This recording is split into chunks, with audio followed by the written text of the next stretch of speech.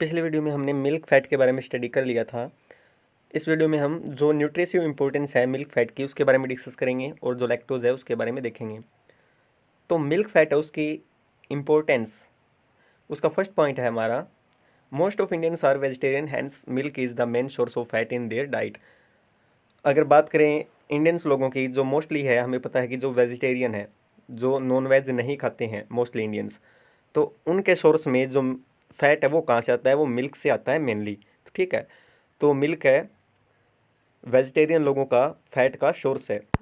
Second point की अगर बात करें, ghee produces 2.25 times more energy as compare to energy produce by carbohydrate.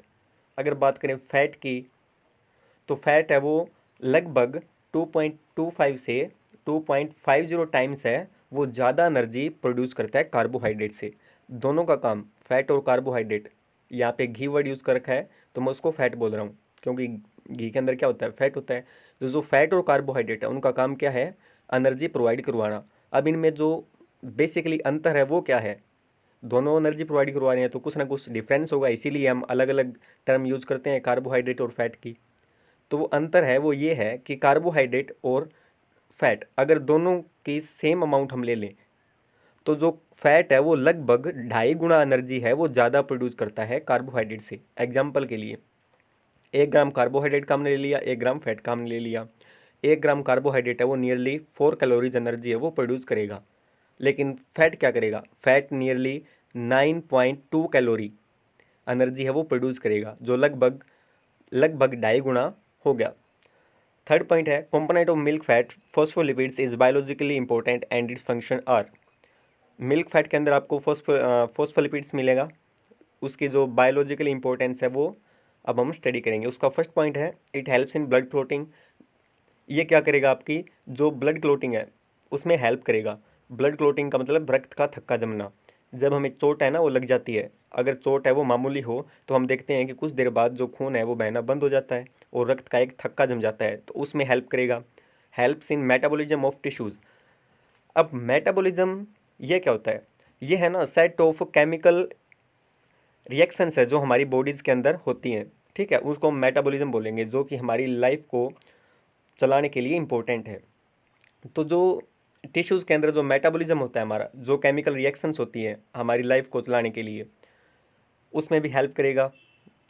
Third है, fats are the main component in the structure of protoplasm. हमारी cell के अंदर protoplasm होता है, उसके स्ट्रक्चर में जो फैट है वो क्या है? एक मेन कंपोनेंट है। फोर्थ है, it contributes both in reproduction and body development.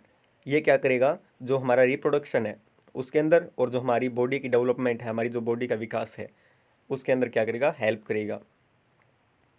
Fifth point है, इट नरिशेज सेल्स। सेल को नरिश करने का काम भी करेगा।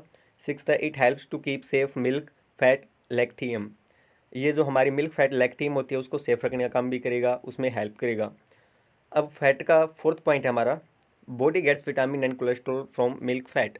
हमारी जो बॉडी है वो इंपॉर्टेंट जो विटामिन्स हैं या कोलेस्ट्रॉल की जो अमाउंट हमारे लिए इम्पोर्टेंट है वो सुफिशेंट अमाउंट कौन प्रोवाइड करवाएगा? हमें मिल्क फैट करवाएगा। फिफ्थ है, body contain essential fatty acid like linoleic acid from milk fat. जो एसेंशियल फैटी एसिड्स हमारी वो भी हमें मिल्क फैट के थ्रू मिलेंगे।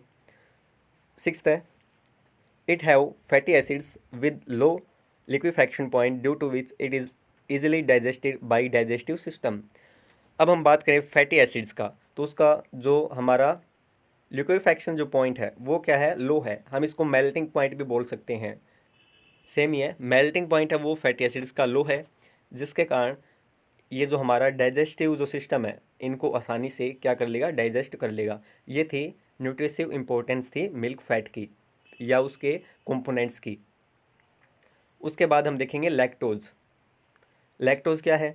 अगर लैक्टोज की बात करें तो लैक्टोज क्या है? एक कार्बोहाइड्रेट है जो हमारे मिल्क के अंदर प्रेजेंट होता है। अगर कार्बोहाइड्रेट की बात करें तो कार्बोहाइड्रेट क्या होगा? कार्बोहाइड्रेट है वो क्या होते हैं? ऐसे बायोलॉजिकल मॉलिक्यूल्स हैं जो कि मेनली किससे बने हुए होते हैं? ऐसे बायोलॉजिकल मॉलिक्यूल्स हैं जो मेनली किससे के बने होंगे? एक तो कार्बन के, एक हाइड्रोजन के और एक ऑक्सीजन के। ठीक है, कार्बोहाइड्रेट इन 3 एलिमेंट्स के बने होते हैं। अब अगर बेसिकली हम कार्बोहाइड्रेट है उसकी फॉर्मूले की बात करें तो उसका जो फॉर्मूला है वो क्या होगा, एलिमेंटल फॉर्मूले की अगर बात करें तो वो है CmH2O और ब्रैकेट क्लोज फिर यहाँ पे N, ये है वो फॉर्मूला इनका, मोलिकुलर फार्मूला। अब यहाँ पे M और N है, ये जो दोनों हैं इनका जो नंबर है कि M कितने हैं N कितने हैं, ये क्या होंगे, अलग अलग हो सकते हैं। हो सकता है M यहाँ पे 2 हो तो N हो सकता है यहाँ पे 6 हो सकता है C यहाँ पे 6 हो तो यहाँ पे जो हमारा हम बात करेंगे O की वो भी हो सकता है यहाँ पे 6 हो, अलग अलग भी हो सकते हैं, ज़रूरी नहीं है कि M और N हमेशा बराबर होंगे। ये तो बात कर ली हमने कार्बोहाइड्रेट की। कार्बोहाइड्रेट का टाइप है हमारा लैक्टोज। तो लैक्टोज है वो भी एक कार्बोहाइड्रेट है जो कि हमारे मिल्क के अंदर हमें मिलेगा। जो भी मिल्क हमारा स्वीट होता है, मीठापन दूध में जो आता है वो लैक्टोज के कारण ही आएगा। लैक्टोज क्या है, डाइसैचराइड है, that is made up 1 molecule of glucose and 1 molecule of galactose. Disaccharides है मतलब 2 मॉलिक्यूल से बना हुआ है, एक तो ग्लूकोज का और एक ग्लैक्टोज का। अगर हम बात करें बेसिकली ग्लूकोज है हमारा, उसके फॉर्मूले की अगर हम बात करें यहाँ पे तो ग्लूकोज है उसका फॉर्मूला ये है C6H12O6 और ग्लैक्टोज है C6H12O6। अब बात करी हमने कि तो फॉर्मूले सेम है, तो फिर ग्लूकोज और ग्लैक्टोज है वो अलग अलग कैसे हुआ। इसका रीज़न ये है कि इनका जो स्ट्रक्चर है उसमें डिफरेंस है, ठीक है। एटम्स हैं वो रीअरेंज हैं, इनके स्ट्रक्चर में डिफरेंस है थोड़ा सा, इसीलिए ग्लूकोज और ग्लैक्टोज यहाँ पे फॉर्मूला सेम है लेकिन ये जो मॉलिक्यूल्स हैं बायोलॉजिकल मॉलिक्यूल्स है अलग अलग हैं। तो इनसे बनेगा हमारा लैक्टोज। लैक्टोज का फॉर्मूला क्या होगा, C12H22O11, ठीक है। अगर हम यहाँ पे बात करें, हमने फॉर्मूला देखा था कार्बोहाइड्रेट का फॉर्मूला हमारा क्या था, कार्बोहाइड्रेट का हमारा फॉर्मूला था CmH2O और यहाँ पे था N। अब इसको कंपैरिजन करके देखें क्या ये यहाँ पे फिट बैठता है, तो चलिए देखते हैं। तो देखिए अगर बात करें यहाँ पे फॉर्मूले की, ये हमारा कार्बोहाइड्रेट का फॉर्मूला था। अब लैक्टोज इस फॉर्मूले पे फिट बैठा है या नहीं वो भी हम देख लेते हैं। अब अगर बात करें यहाँ पे लैक्टोज की तो हम देखते हैं कि लैक्टोज में यहाँ पे M है, उसकी वैल्यू क्या है, M की वैल्यू क्या होगी,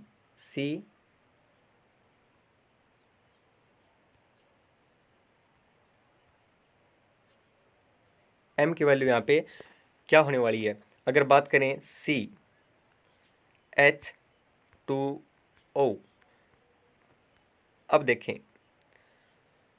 यहाँ पे H है वो 22 है तो यहाँ पे 11 आ जाएगा, ठीक है। और अगर हम C की बात करें तो यहाँ पे क्या है हमारा 12 ही आएगा, ठीक है। यहाँ पे N की वैल्यू 11 है और M की वैल्यू 12 है, यानी C12H22O6, ठीक है। ये इसका फॉर्मूला होगा। उसके बाद देखें लैक्टोज है वो हमें डिजोल्व फॉर्म के अंदर मिलेगा मिल्क में। Lactose is a good source of energy, ये हमें पता है। कार्बोहाइड्रेट अगर एनर्जी दे रहे हैं तो लैक्टोज भी क्या देगा, बेसिकली एनर्जी ही हमें प्रोवाइड करवाएगा। क्यों, क्योंकि लैक्टोज किसका टाइप है, हम बोल सकते हैं ये कार्बोहाइड्रेट ही है लैक्टोज। 1 ग्राम लैक्टोज प्रोड्यूसेस 4 कैलोरीज एनर्जी। अगर 1 ग्राम लैक्टोज की बात करें तो 4 कैलोरी एनर्जी हमें प्रोवाइड करवाएगा। और अगर मीठापन की बात करें, ये चीनी से 1/4 टाइम मीठा है, 1/4 मीठापन चीनी से इसके अंदर आपको मिलेगा। Normally cow milk contain 4.9%, buffalo milk contain 5.48% and human milk contain 6.98% lactose. ये बात होगी हमारी दूध के अंदर की। गाय के दूध में आपको लगभग 5% लैक्टोज मिलेगा। अगर भैंस के दूध की बात करें तो उसमें बेसिकली आपको लगभग 5.5% लैक्टोज मिलेगा। और ह्यूमन मिल्क की बात करें तो उसमें आपको मिलेगा 7% के पास, बिल्कुल 6.98, यानी हम 7% लैक्टोज बोल सकते हैं। ये था लैक्टोज। अब अगर लैक्टोज की हम न्यूट्रिसिव इंपॉर्टेंस की बात करें तो वो आपको क्या होगी, lactose increase energy value of milk, मतलब जो एनर्जी वैल्यू है मिल्क की वो इंक्रीज करने का काम करेगा लैक्टोज, हमें एनर्जी प्रोवाइड करवा के। इट हेल्प्स और बॉडी इन विटामिन सिंथेसिस, जो विटामिन का संश्लेषण है उसमें भी हेल्प करेगा। It helps in absorption of calcium and phosphorus इन और इंटेस्टाइन। ये मेन पॉइंट है हमारा। जो कैल्शियम और फोस्फोरस है उसके एब्जॉर्प्शन में, उसके अवशोषण में यहाँ पे जो लैक्टोज है हमारी मदद करेगा स्मॉल इंटेस्टाइन के अंदर। उसके बाद बात करें फोर्थ पॉइंट की, lactose produces lactic acid in intestine that support the development of acid producing organism and stop the growth of pathogenic organism. Lactose क्या करेगा, हमारी जो इंटेस्टाइन है उसके अंदर लैक्टोज लैक्टिक एसिड में कन्वर्ट होगा, ठीक है। लैक्टिक एसिड क्या करेंगे, जो एसिड प्रोड्यूसिंग जो भी ऑर्गेनिज्म है उनके तो डेवलपमेंट में सहायता करेगा, और जो पैथोजेनिक माइक्रो ऑर्गेनिज्म है, ऐसे ऑर्गेनिज्म जो हमारे शरीर को बीमार कर सकते हैं, हमें बीमार कर सकते हैं, ऐसे ऑर्गेनिज्म उनकी ग्रोथ है उसको रोकने का काम करेगा लैक्टिक एसिड। अब पैथोजेनिक ऑर्गेनिजम्स हमारे कौन कौन से हैं, वायरस, बैक्टीरिया, फंगस वगैरह जो हमारे अंदर बीमारियां फैला सकते हैं या हमें बीमार कर सकते हैं, हम उनको पैथोजेनिक माइक्रो ऑर्गेनिज्म लेंगे। वायरस का उदाहरण देने की ज़रूरत नहीं है, फिलहाल एक वायरस बहुत ही कॉमन है। जी बिल्कुल, आपने सही सोचा, कोरोना। उसके बाद फिफ्थ है, milk is the main source of lactose in brain and nervous tissue. जो लैक्टोज की बात कर लें तो लैक्टोज है हमारा ब्रेन और नर्वस टिश्यू है उसका एक मेन सोर्स है, ठीक है। एनर्जी प्रोवाइड करवाने का काम करेगा ब्रेन और नर्वस टिश्यू को हमारे। Lactose A component of lactose in important for brain and nervous system. Galactose की बात कर लें, जो कि लैक्टोज का ये कंपोनेंट है, उसका ये एक संभाग है या उसका ये एक भाग है, वो क्या करेगा, ब्रेन और नर्वस सिस्टम के लिए इम्पोर्टेंट है। सिक्स पॉइंट की अगर हम बात करें, it is much healthier as compare to other sugar. Lactose भी एक शुगर है, मीठापन प्रोवाइड करवा रहा है हमारे मिल्क को, तो ये और जो जितने भी शुगर्स हैं उनसे क्या है, हेल्दियर है। तो ये था nutritious importance of lactose. Next video में हम इस चैप्टर को आगे फिर से कंटिन्यू रखेंगे। इस वीडियो में जो भी आपको करवाया गया उसको आपको याद करना है और आपको अपनी कॉपी के अंदर उसको राइट डाउन करना है। नेक्स्ट वीडियो में फिर से मिलते हैं।